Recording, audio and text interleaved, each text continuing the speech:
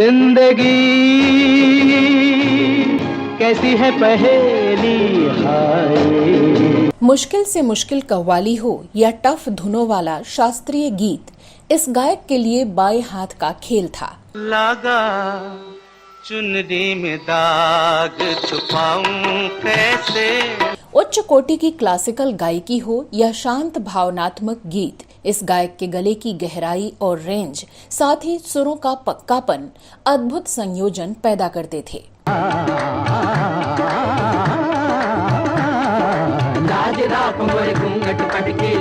जितनी मुर्कियां और आलाप इस गायक ने अपने गीतों में लिए हैं, वो ना ही किसी और गायक के गीतों में मिलता है और ना ही किसी के बस की बात लगती है।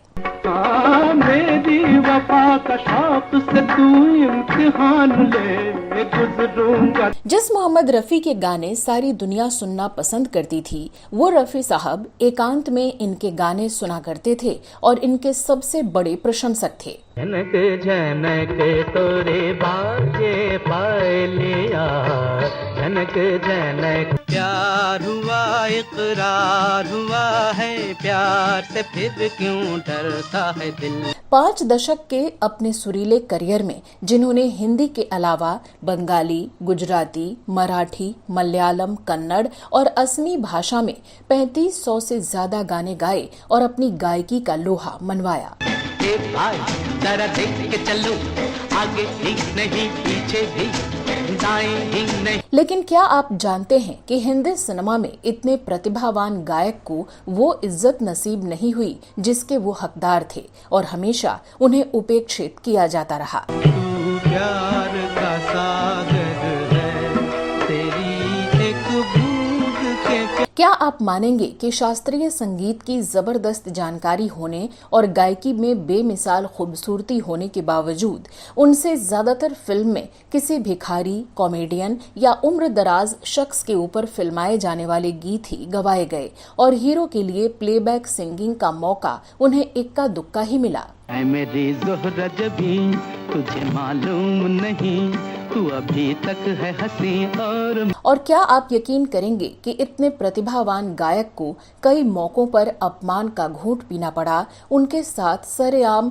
दोयम दर्जे का व्यवहार किया गया और मोहम्मद रफी, मुकेश और किशोर कुमार के मुकाबले उन्हें बार बार अपमानित होना पड़ा। हर तरफ अब यही अफसाने हैं, हम तेरी। कौन थे वो महान गायक? अपनी किस क्षमता की वजह से वो फिल्म इंडस्ट्री के सभी सिंगर्स से ज्यादा प्रतिभावान लेकिन बदनसीब माने गए?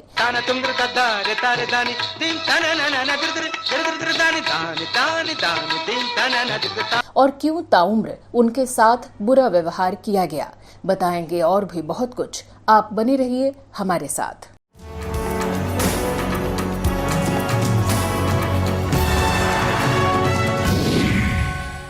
कसमें वादे प्यार वफा सब बातें हैं। नमस्कार दोस्तों, मैं हूँ श्वेता जया और आप देख रहे हैं फिल्मी बातें। दोस्तों, आज जिस नायाब फनकार की हम बात करने जा रहे हैं, उन्हें दुनिया मन्ना डे के नाम से जानती है।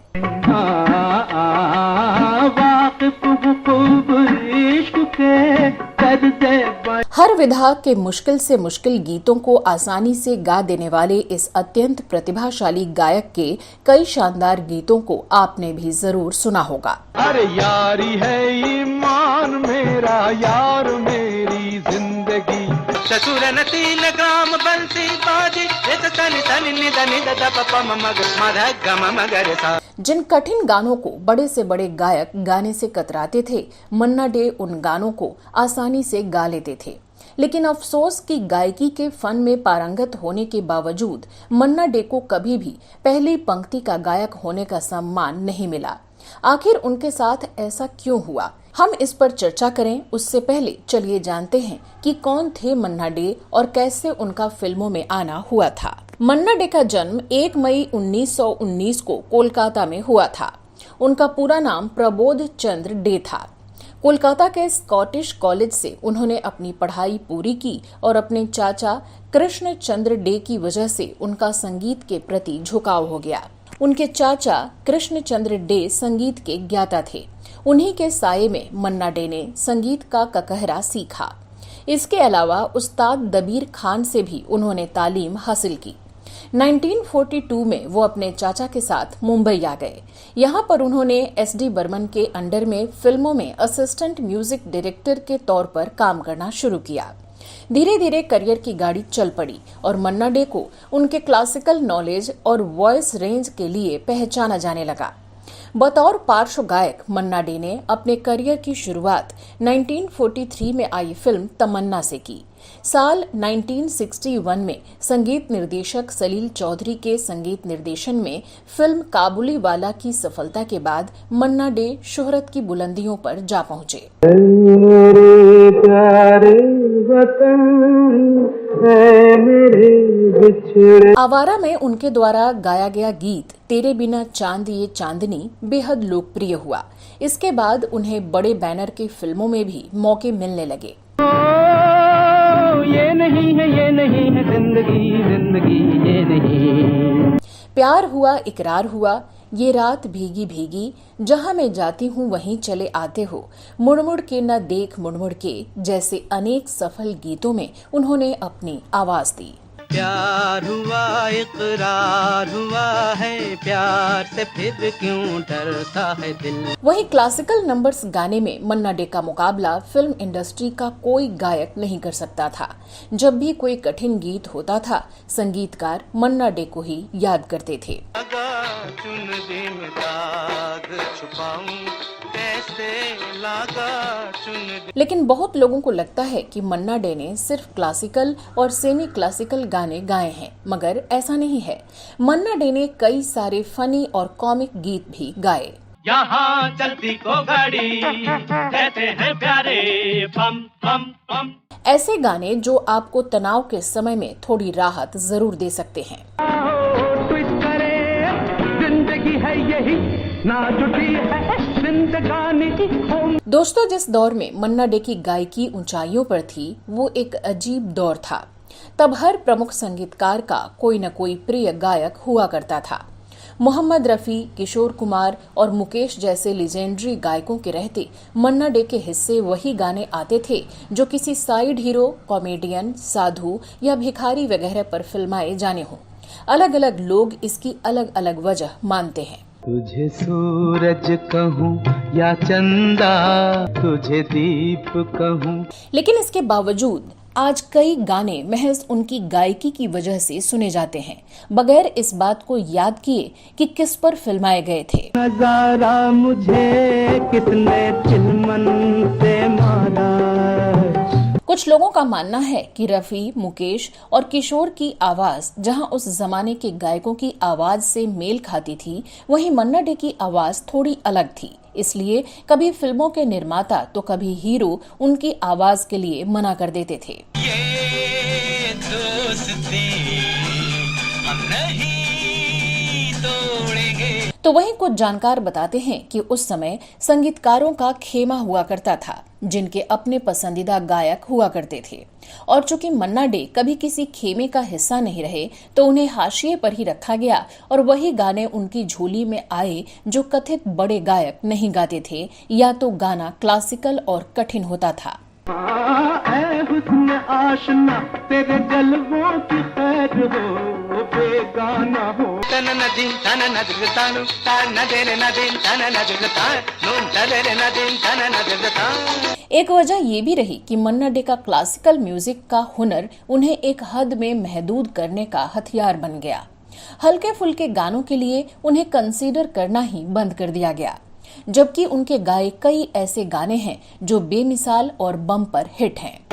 चतुर नार करके सिंगार मेरे मन के द्वार ये घुसत। मन्ना डे की गायकी जिस स्तर पर थी, इसका अंदाजा आप इसी बात से लगा सकते हैं कि गायकी के सरताज माने जाने वाले मोहम्मद रफी खुद मन्ना डे के दीवाने थे।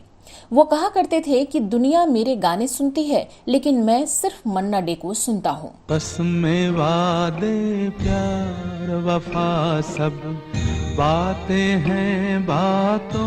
मन्ना डे शास्त्रीय संगीत में पारंगत थे, क्लिष्ट बंदिशों को भी हंसते खेलते निभा लेते थे। बरसात की एक रात फिल्म की बेहद मशहूर कव्वाली ये इश्क इश्क है कि कई हिस्से इतने मुश्किल हैं कि उन्हें किसी साधारण गायक द्वारा निभा पाना मुमकिन ही नहीं था। पर मोहम्मद रफी के साथ मन्ना डे ने इसे इतनी सहजता से निभाया कि लगता ही नहीं कोई एक्स्ट्रा एफर्ट लगा हो।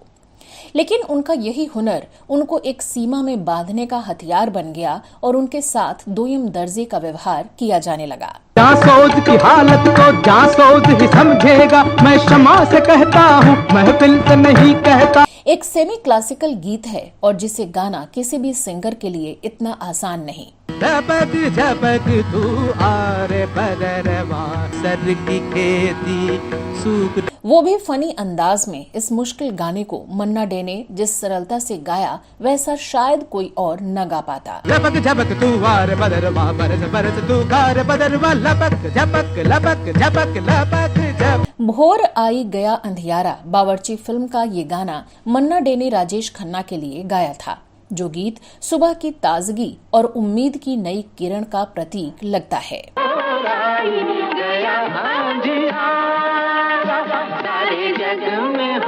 उनके साथ किए जाने वाले दोयम दर्जे के व्यवहार का एक उदाहरण फिल्म पड़ोसन का गाना एक चतुर नार है। इसका सबसे कठिन हिस्सा मन्ना डे ने बखूबी गाया है, जिसे महमूद पर फिल्माया गया, जिनकी किशोर कुमार की आवाज में गा रहे सुनील दत्त से जुगलबंदी होती है और अंत में वो हार जाते हैं। ये चतुर नार करके सिंगार मेरे मन के द्वार ये घुसत। ये महमूद की नहीं मन्ना डे की हार थी। मन्ना डे को भी खुद ऐसा लगता था। वो हार प्रतीक थी उस पराजय की जो मन्ना डे जैसे कलाकार की हमेशा होती रही। कभी किशोर कुमार से, कभी मोहम्मद रफी से, तो कभी मुकेश से और कभी किसी और गायक से। तू क्यों गोरी ज्ञान तेरे करे लाख लाख दुनिया चतुरा। बहरहाल समय हर काबिल कलाकार को उसकी जगह जरूर देता है। मन्ना डे ने उस दौर में चाहे जिस तरह सरवाइव किया हो और इग्नोर किए गए हो, बाद में उनके काम को जम के सराहा गया। आज भी हिंदी म्यूजिक इंडस्ट्री में जब भी महान गायकों की बात आती है तो मन्ना डे का नाम जरूर लिया जाता है। ना चाहो सोना चांदी, ना चाहो हीरा मोती, ये मेरे लेकिन मन्ना डे के संघर्ष के दिनों में कई निर्माता, निर्देशकों और अभिनेताओं ने उन्हें हतोत्साहित करने में कोई कमी नहीं की। साल 1952 में रिलीज हुई फिल्म बैजू बावरा की सफलता के बाद भारत भूषण 50 के दशक के एक महत्वपूर्ण अभिनेता बनकर उभरे। उनके भाई थे आर चंद्रा। उन्होंने बैजू बावरा की सफलता को देखते हुए उसी तरह की संगीतमय फिल्म बनाने का निर्णय किया। उन्होंने अपनी फिल्म कंपनी श्री विश्व भारती फिल्म्स के बैनर तले एक संगीत प्रधान फिल्म बसंत बहार बनाई, जो 1956 में रिलीज हुई। इसके मुख्य सितारे थे भारत भूषण और निम्मी, जबकि संगीतकार थे शंकर जयकिशन। उन दिनों क्लासिकल रागों पर बनाए गए गीतों के लिए मन्ना डे संगीतकार शंकर की पहली पसंद बन गए थे। शंकर ने राग पीलू पर आधारित गीत सुर न सजे क्या गाऊं मैं की एक लाजवाब धुन बनाई। गीत की खूब रिहर्सल चली और रिकॉर्डिंग का दिन और समय सब तय हो गया। रिकॉर्डिंग के दिन फिल्म के निर्माता आर चंद्रा को मालूम हुआ कि ये गीत मन्ना डे गा रहे हैं। वो दंदनाते हुए रिकॉर्डिंग स्टूडियो में आ धमके और बुलंद आवाज में अपना फैसला सुना दिया कि गायक के मामले में मैं किसी की एक नहीं सुनने वाला, फौरन रफी साहब को बुलाओ, इस गीत को रफी साहब ही गाएंगे। संगीतकार शंकर ने उन्हें अपने तर्कों से संतुष्ट करने की बहुत कोशिश की, लेकिन वो सुनने को तैयार ही नहीं थे। इन तमाम हंगामों में मन्ना डे अलग खड़े तमाशा देखते रहे और अपमान सहते रहे। तभी फिल्म के हीरो भारत भूषण स्टूडियो में आए और बोले कि मन्ना डे साहब ने इस गीत की तैयारी में बड़ी मेहनत की है, इसलिए फिलहाल तो इन्हें गा लेने दीजिए, बाद में जो कुछ फैसला होगा होता रहेगा। किसी तरह आर चंद्रा माने, लिहाजा ये गीत रिकॉर्ड हुआ और जब रिलीज हुआ तो अपने जमाने का जबरदस्त इतिहास रचने वाला गीत साबित हुआ। क्या गाऊं मैं सुर के बिना। इसी तरह की एक घटना राज कपूर और नरगिस की फिल्म चोरी चोरी के बनने के दौरान पेश आई। ये फिल्म 1956 में रिलीज हुई थी। दक्षिण भारत के फिल्म निर्माता AVM इस फिल्म को बना रहे थे। इसके मालिक चेट्टियार साहब थे और संगीत शंकर जयकिशन का ही था। फिल्म के गीत ये रात भीगी भीगी ये मस्त फिजाएं इसकी रिकॉर्डिंग होने वाली थी। चेट्टियार साहब रिकॉर्डिंग देखने के लिए उसी दिन हवाई जहाज से मुंबई आए और एयरपोर्ट से सीधे स्टूडियो आ पहुंचे। अंदर दाखिल होते ही गुर्राकर पूछा, मुकेश क्यों नहीं नजर आ रहे हैं? इस पर उनको पता चला कि मुकेश वहां इसलिए नहीं हैं क्योंकि इस गीत को मन्ना डे गाने वाले हैं। इतना सुनना था कि चेट्टियार साहब आपे से बाहर हो गए और दहाड़े कि आज की रिकॉर्डिंग फौरन कैंसिल करो, और मन्ना डे की ओर देखते हुए बोले कि ए मास्टर, तुम सीधे अपने घर जाओ। शंकर जयकिशन ने उनको समझाने बुझाने की बहुत कोशिश की, पर मामला ज्यादा बढ़ गया तो मजबूरन राज कपूर को हस्तक्षेप करना पड़ा और वो आकर बोले कि चेट्टियार साहब, ये बात आपको भली लगे या बुरी, मगर गीत मन्ना डे और सिर्फ मन्ना डे ही गाएंगे। किसी बड़े निर्माता से पूरे आत्मविश्वास के साथ बात करने का हौसला हर किसी कलाकार में नहीं होता। राज कपूर जैसे अभिनेताओं में ये हौसला था। साथ ही उनकी हैसियत इस तरह की थी कि बड़ा से बड़ा निर्माता भी राज कपूर जैसे महान अभिनेता से खामखा झगड़ा मोल लेने की हिम्मत नहीं करता था। चेट्टियार साहब को दिल पर पत्थर रखकर ये कड़वा घूंट पीना पड़ा और उन्होंने इस गीत की रिकॉर्डिंग में कोई अड़ंगा नहीं अड़ाया। बताते हैं कि जब गीत की रिकॉर्डिंग पूरी हुई तो चेट्टियार साहब ने सबसे पहले दौड़कर मन्ना डे को गले लगाया और बहुत देर तक लगाए रहे। वो जान गए थे कि वो गलत थे और मन्ना डे की गायकी बेमिसाल है। ये रात भीगी भीगी ये मस्त फिजाएं उठा धीरे। इसी तरह जॉनी वॉकर बात एक रात की फिल्म की एक कव्वाली को मन्ना डे के बजाय मोहम्मद रफी से गवाए जाने पर अड़ गए थे, लेकिन SD बर्मन ने साफ तौर पर कह दिया कि इस कव्वाली को केवल मन्ना डे ही गाएंगे। नजारा मुझे कितने चिलमन से मारा। साल 1950 से 1970 के बीच मन्ना डे ने दर्जनों यादगार नगमे गाए जिन्हें आज भी लोग गुनगुनाते हैं। प्यार हुआ इकरार हुआ है, प्यार से फिर क्यों डरता है दिल।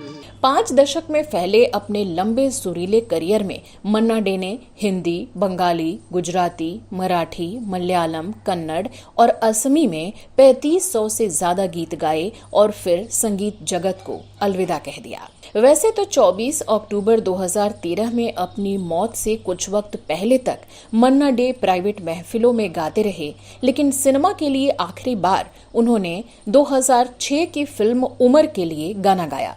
गाने के बोल थे, दुनिया वालों को नहीं कुछ भी खबर, कहे प्यार करने की है ये कोई उम्र। वालों को नहीं कुछ भी खबर, कहे प्यार करने की है ये कोई उम्र, हम कहें। मन्ना डे की पर्सनल लाइफ की बात करें तो 18 दिसंबर 1953 को केरल की सुलोचना कुमारन से उनकी शादी हुई थी और इस शादी से उनकी 2 बेटियां हैं, शुरोमा और सुमिता। उनकी पत्नी सुलोचना कैंसर से पीड़ित थीं और उनकी मृत्यु बेंगलुरु में 18 जनवरी 2012 को हो गई। अपने जीवन के 50 वर्ष से ज्यादा मुंबई में बिताने के बाद मन्ना डे आखिर के दिनों में कल्याण नगर बेंगलुरु में जा बसे थे और इसी शहर में उन्होंने अंतिम सांस ली। 24 अक्टूबर 2013 को सुरों के सरताज ने 94 साल की उम्र में हमेशा के लिए इस दुनिया को अलविदा कह दिया।